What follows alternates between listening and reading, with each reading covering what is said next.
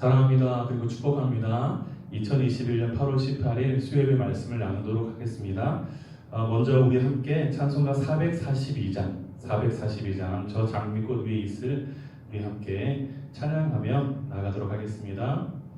저 장미꽃 위에 있을 아직 맺혀 있는 그때에 귀에 소리 들리니 주 음성 분명하다. 주님 나와 동행을 하면서 나를 친구 삼으셨네. 우리 서로 받은 그 기쁨은 알 사람이 없도다. 그 정한 주의 음성 우는 새도 잠잠케 한다. 내게 들리던 주의 음성이 늘 위에 쟁쟁하다. 주님 나와 동행을 하면서 나를 친구 삼으셨네. 우리 서로 받은 그 기쁨은 알 사람이 없도다. 밤 깊도록 동산 안에 주와 함께 있으려 하나. 괴로운 세상에 할 일 많아서 날 가라면 하신다. 주님 나와 동행을 하면서 나를 친구 삼으셨네. 우리 서로 받은 그 기쁨은 알 사람이 없도다. 아멘. 늘 주님과 동행하시는 우리 성도님들 되시기를 축복합니다. 오늘 말씀의 제목은요, 서로를 돌아보는 소그룹이라는 제목이고요. 본문은 사도행전 9장 36절에서 43절까지의 말씀입니다. 우리 함께 36절부터 함께 읽도록 하겠습니다. 요바에 다비다라 하는 여제자가 있으니 그 이름을 번역하면 도르가라. 선행과 구제하는 일이 심히 많더니 그때 병들어 죽음에 시체를 씻어 다락에 누이니라. 룻다가 요바에서 가까운지라. 제자들이 베드로가 거기 있음을 듣고 두 사람을 보내어 지체 말고 와 달라고 간청하여 베드로가 일어나 그들과 함께 가서 이르매 그들이 데리고 다락방에 올라가니 모든 과부가 베드로 곁에 서서 울며 도르가가 그들과 함께 있을 때 지은 속옷과 겉옷을 다 내보이거늘 베드로가 사람을 다 내보내고 무릎을 꿇고 기도하고 돌이켜 시체를 향하여 이르되 다비다야 일어나라 하니 그가 눈을 떠 베드로를 보고 일어나 앉는지라. 베드로가 손을 내밀어 일으키고 성도들과 과부들을 불러들여 그가 살아난 것을 보이니 온 요파 사람이 알고 많은 사람이 주를 믿더라. 베드로가 요파에 여러 날 있어 시몬이라 하는 부두장의 집에서 머무니라. 아멘.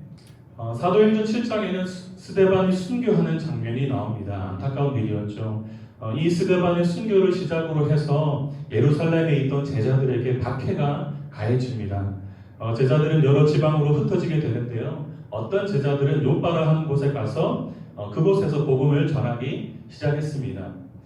요빠라는 지역은 예루살렘에서 55km 정도 거리에 있는 지중해 해안 도시인데 현재 명칭은 야파라고 불립니다. 그곳에서 이제 믿음의 공동체가 형성되기 시작했죠. 그 믿음의 공동체 안에 다비다라는 여제자가 있었습니다. 36절에 이름이 설명되어 있는데요. 다비다는 히브리식 이름이고요. 도르가는 헬라식 이름을 말합니다. 오늘 본문에서 다비다를 일컬어서 여제자라는 표현을 처음 사용하는데 이것은 그녀가 신실한 믿음을 가졌고 그곳에서 선한 영향력을 크게 끼치는 그리스도인이었기 때문에 여제자라는 명칭을 처음으로 쓴 것으로 보여집니다. 한국 교회 보면요, 여성 담임 목회자들이 거의 없는데요. 저는 개인적으로 우리들 교회에서 담임으로 섬기시는 김양재 목사님이 참 귀한 여성 지도자의 어떤 모델이라고 생각이 됩니다. 작은 교회도 아니고 대형 교회에서 목회를 하고 계신데요. 대형 교회 담임 목사이기 때문에 귀하다고 말하는 것은 아닙니다. 그만큼 큰 책임이 따르는 자리이지만 겸손히 목양하는 모습을 볼 때 여성 지도자로서 큰 귀감이 된다고 생각이 됩니다. 한국 교회 안에서 아직은 여성으로서 담임 목회를 한다는 것이 쉬운 상황은 아니지만 김영재 목사님은 여성 지도자로서 영향력을 크게 끼치고 있는 분이라 생각이 됩니다. 그래서 오늘 본문의 다비다가 여제자라는 표현을 쓸 정도로 귀한 영향력을 끼쳤던 것처럼 한국 교회 안에요. 개인적으로 바라는 것은 한국 교회 안에 더 많은 여성 리더들이 세워지기를 기대해 봅니다. 먼저 다비다가 어떤 삶을 살았는지 본문을 통해서 잠시 살펴보겠습니다. 우리 36절 말씀 함께 읽겠습니다. 욥바에 다비다라 하는 여제자가 있으니 그 이름을 번역하면 도르가라. 선행과 구제하는 일이 심히 많더니. 본문을 통해서 알 수 있는 것은 다비다는 믿음이 좋은 사람이었을 뿐 아니라 부유한 그리스도인임을 우리는 알 수 있는데요. 이 다비다는 복음을 듣고 예수님을 영접한 후에 성경의 가르침을 따라서 사랑을 실천하며 살았습니다.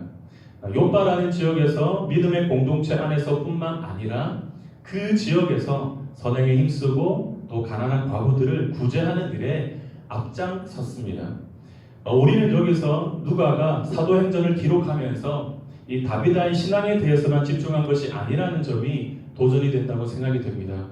여제자라는 말에서 이미 그의 신앙은 입증되었습니다. 그런데 더 나아가서 그가 선행과 구제하는 일이 심히 많았다고 기록하고 있다는 것을 누가는 또한 강조하고 있는 것을 보게 됩니다. 여러분, 예수님은 선한 목자로 이 땅에 오셔서 양들을 위해서 목숨을 아끼지 않고 다 주셨습니다. 예수님은 일생을 자신을 위해서 살지 않으시고 온 인류를 위해 자신을 내어주셨죠. 오늘 본문의 다비다 또한 자신의 신앙을 위해서만, 믿음의 성장을 위해서만 관심을 갖고 살지 않았고요. 다른 사람을 섬기는 것에 그의 삶이 헌신되어 있었다는 것이 그리스도인으로서 참 도전이 됩니다. 여러분, 구원받은 그리스도인은 받은 구원에 감사하면서 신앙의 성장을 위해서 살아가야 하지만 또 하나 삶에 있어서 정말 중요한 것은 다른 사람을 돌보는 일 또한 너무 중요하다는 것입니다.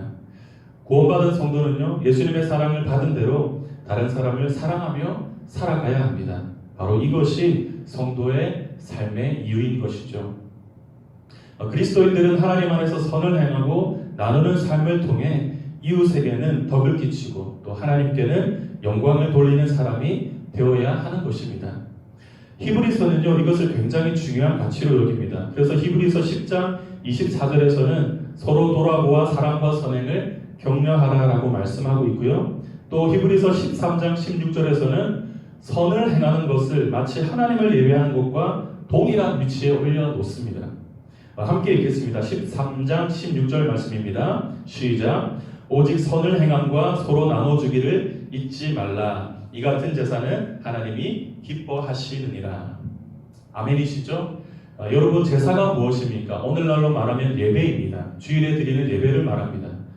이웃에게 선을 행하고 또 나눠주기를 힘쓰라. 그것은 하나님을 예배하는 것과 똑같고 그것을 하나님은 기뻐하신다라고 히브리서 기자는 선행의 가치에 대해서 우리에게 명확하게 말하고 있습니다.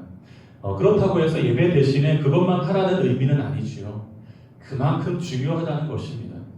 바로 오늘 본문의 다비다가 이와 같은 예배를 날마다 우리 하나님 앞에 올려드렸습니다.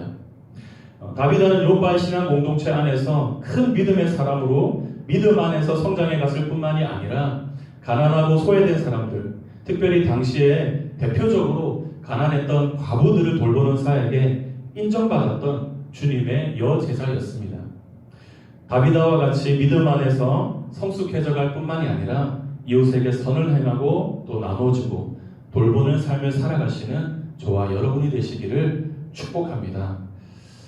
이제는요, 다비다가 겪은 환난에 대해서 잠시 살펴보겠습니다. 본문 36절, 37절 말씀 함께 읽겠습니다. 시작. 욥바에 다비다라 하는 여제자가 있으니 그 이름을 번역하면 도르가라. 선행과 구제하는 일이 심히 많더니 그때 병들어 죽음에 시체를 씻어 다락에 누이니라. 우리는 이 구절에서요, 성도의 고난에 대해서 묵상하지 않을 수가 없습니다. 여러분, 신실한 그리스도인들도 환난을 만날 수 있다는 것입니다. 그런데 개인적으로 겪을 수 있는 가장 큰 환난이 있다면 무엇일까요? 그것은 바로 죽음이죠. 죽음 이후에 자신을 그리워하는 사람이 많다면 성공한 인생이라는 말이 있습니다.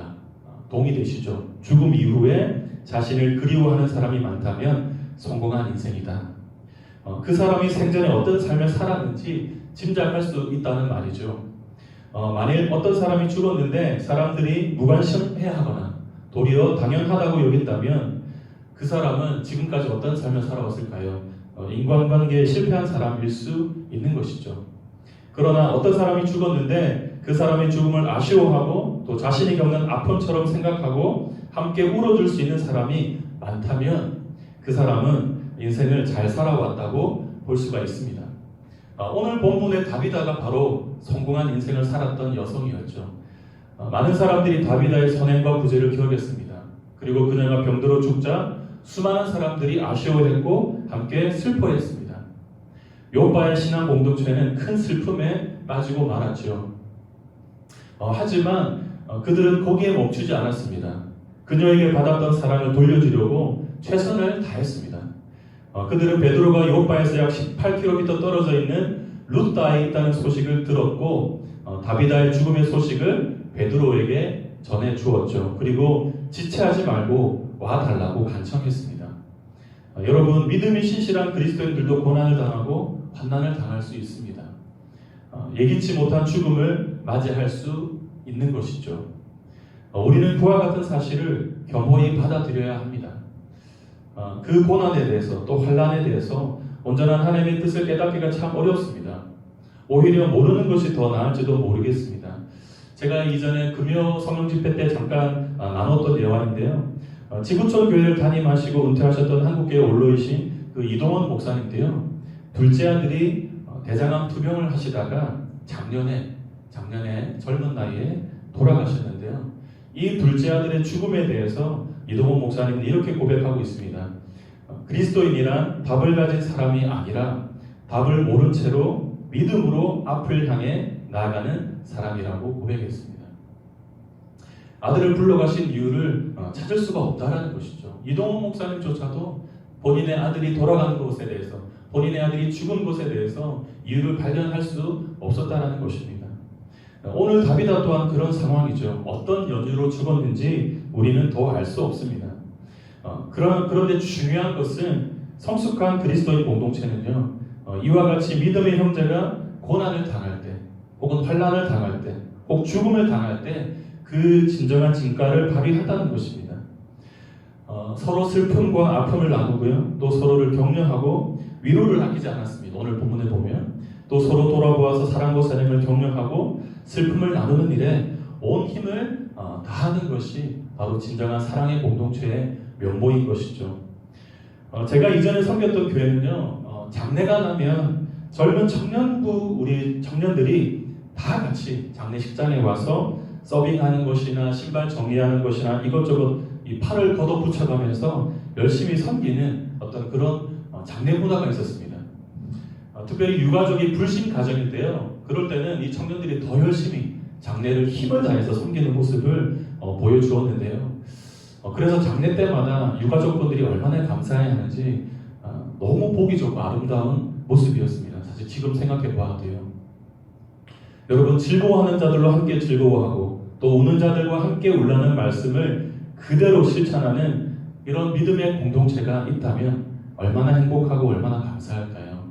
오늘 다비다가 속해 있던 신앙 공동체가 바로 그런 공동체였는데 정말 진심으로 바라는 것은 우리 신광교회 각 교구, 각 구역들이 그런 모습으로 아름답게 변화되어가는 신앙 공동체가 되기를 진심으로 축복합니다. 이제 마지막으로요, 다비다의 죽음 이후에 일어난 기적과 같은 이야기를 이제 잠시 살펴보고 말씀을 마무리하겠습니다. 40절에서 42절 말씀 같이 읽겠습니다. 시작. 베드로가 사람을 다 내보내고 무릎을 꿇고 기도하고 돌이켜 시체를 향하여 이르되 다비다에 일어나라 하니 그가 눈을 떠 베드로를 보고 일어나 앉는지라. 베드로가 손을 내밀어 일으키고 성도들과 과부들을 불러들여 그가 살아난 것을 보이니 온 요파 사람이 알고 많은 사람이 주를 믿더라. 다비다의 죽음의 소식을 들은 베드로는 요파 성도들의 이 청을 받아들여서 요파로 향했죠. 드디어 요파에 도착한 베드로는 다비다를 위해서 무릎을 꿇고 기도하고 이제 돌이켜서 시체를 향해서, 시체였던 다비다를 향해서 선포했습니다. 다비다야 일어나라.